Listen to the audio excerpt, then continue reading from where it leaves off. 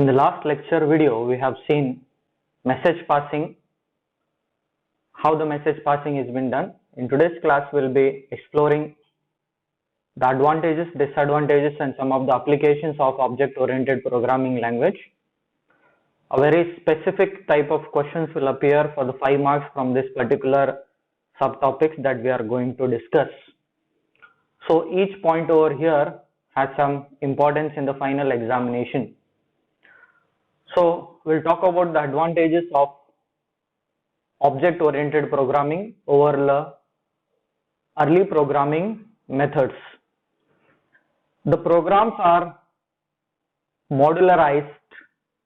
The modularization is nothing but the way of dividing.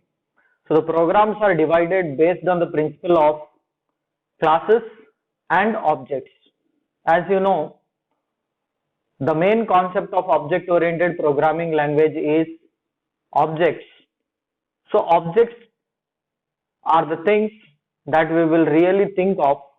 So when the program need to be divided or decomposed, we will decompose in terms of object. We have taken the example of area of the rectangle, then we said we have input, then we have compute and also output. So these are objects that we are talking about. Input is an object, calculate is an object, output is also an object. So we are dividing the complex program or modularizing it by the help of objects. As you already know, the classes are the group of similar type of objects or way of grouping similar type of objects is known as the class. So modularization is based on the principle of classes and objects. That's the first point, that is advantages over the early programming methods, that is you can say POP, that is procedure oriented programming. The second point is linking code, and the object allows related objects to share common codes, and this reduces code duplication and enhance the code reusability. If one object wants to share some information, there are some globally available information that can be shared by the object. So you need not to create a same replica or duplicate of whatever the values are existing in the program.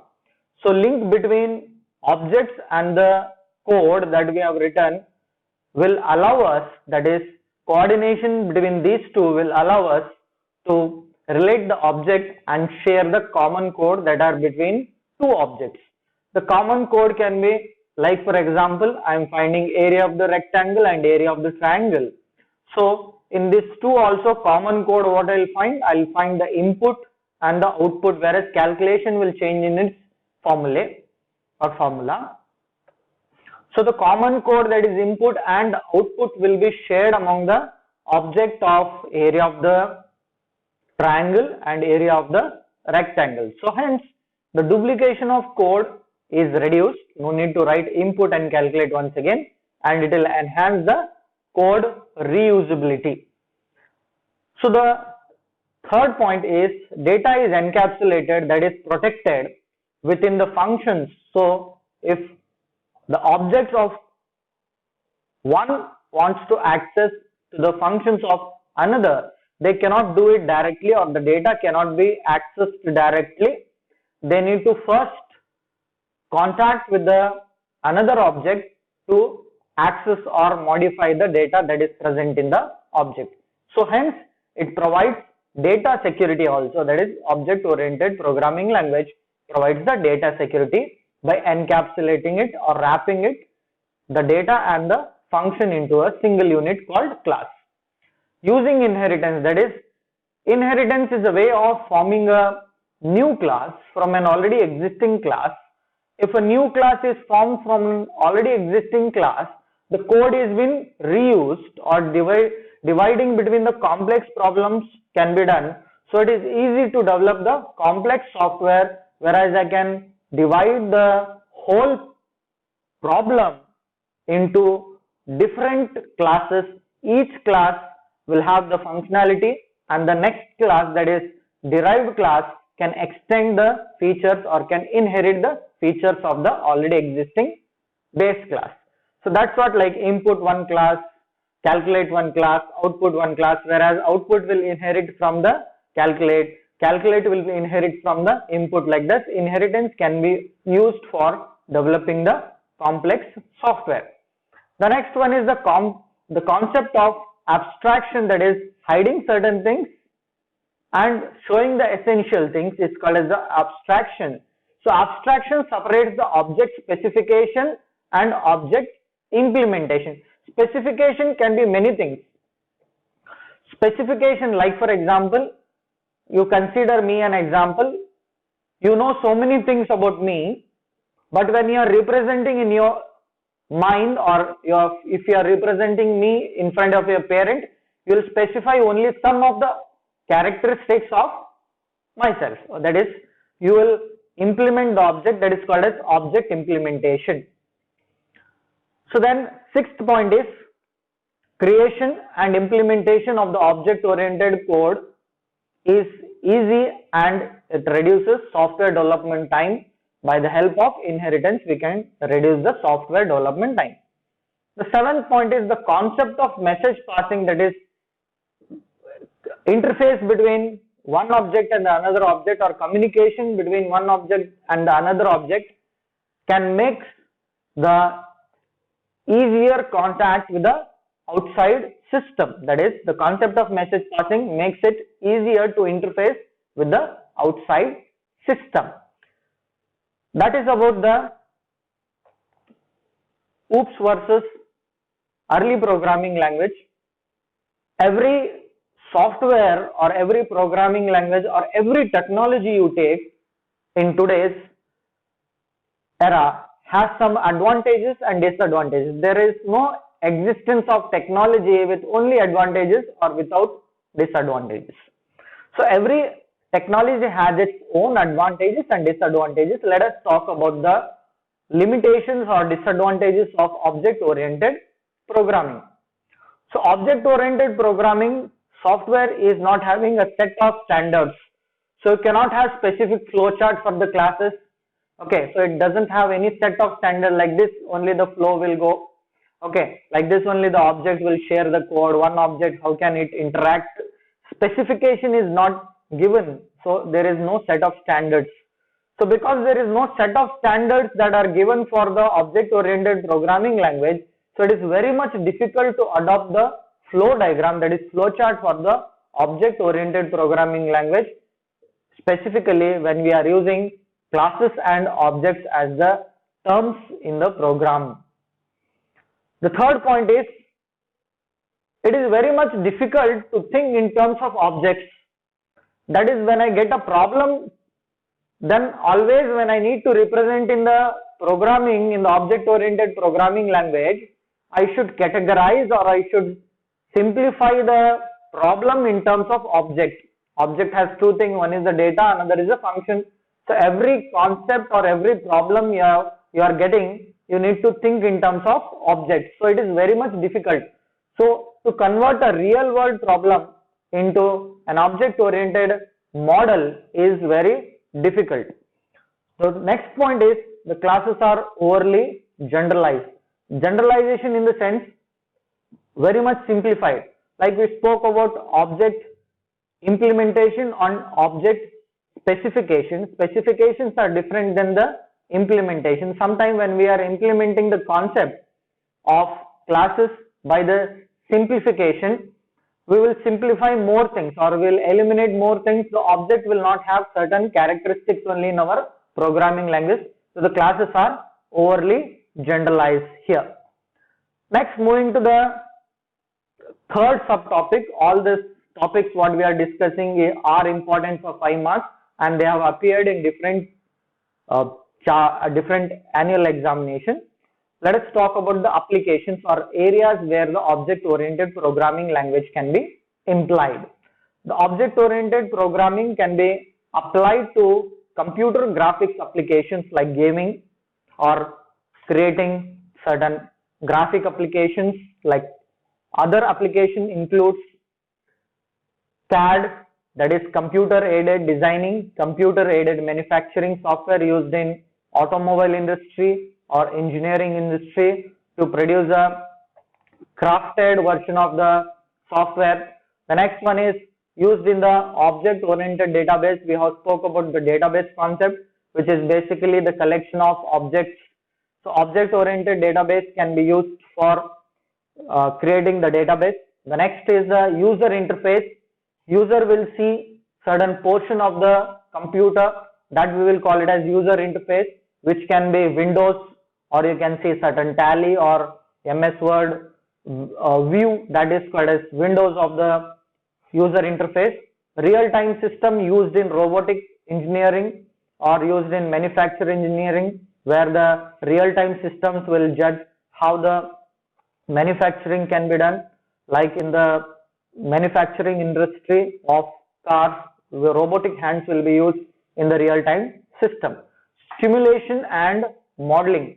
Simulation and modeling is a real 3D environment which is basically used by the trainers.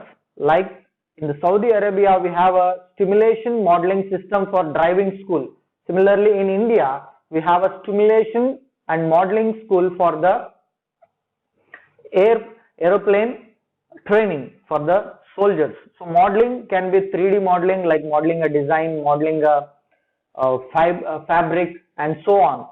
So it also be applicable in the artificial intelligence and expert system, that is used in machine learning. Nowadays, whenever we talk about certain appliances, latest technology talks about artificial intelligence, that is a machine having some intelligence, that is human intelligence, can be incorporated into the system.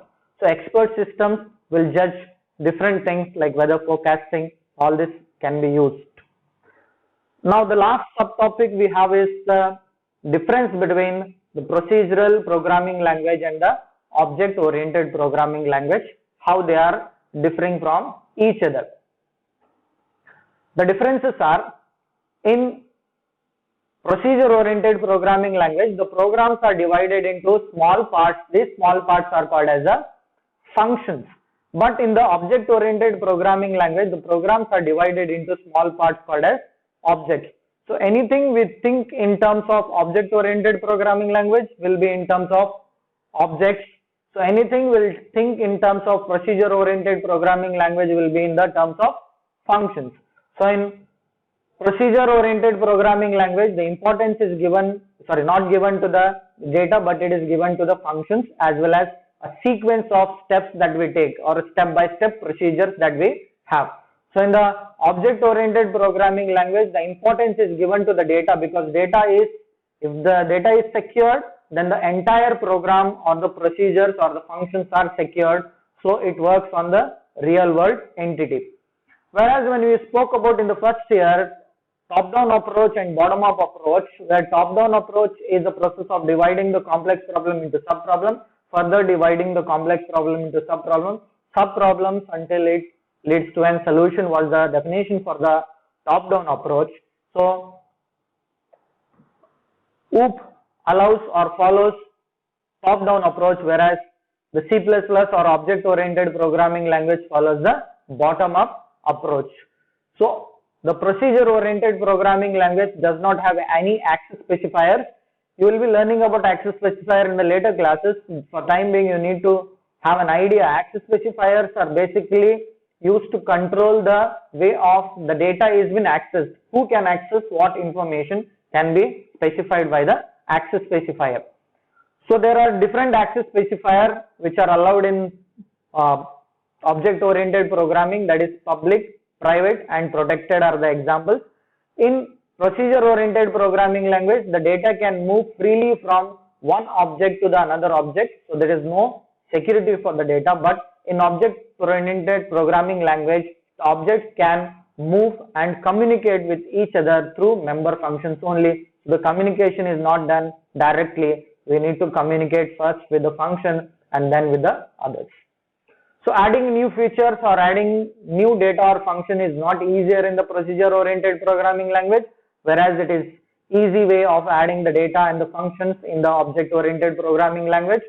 In the procedure-oriented programming language, most functions or the program uses the global data were shared by and accessed by or freely accessed by any of the function or any of the system from anywhere. So the data is not secured over here. But whereas in the object-oriented programming language, data cannot be easily moved from one function to another function or one object to the another object. It can be kept public or private, so that controls the accessibility of the data.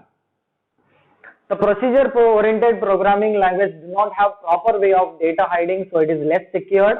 So they do not have access specifier, but we have access specifier. So object-oriented programming provides the hiding of the data, hence it is more secured than the other programming languages. So in procedure-oriented programming language, overloading is not available, that is polymorphism is not available.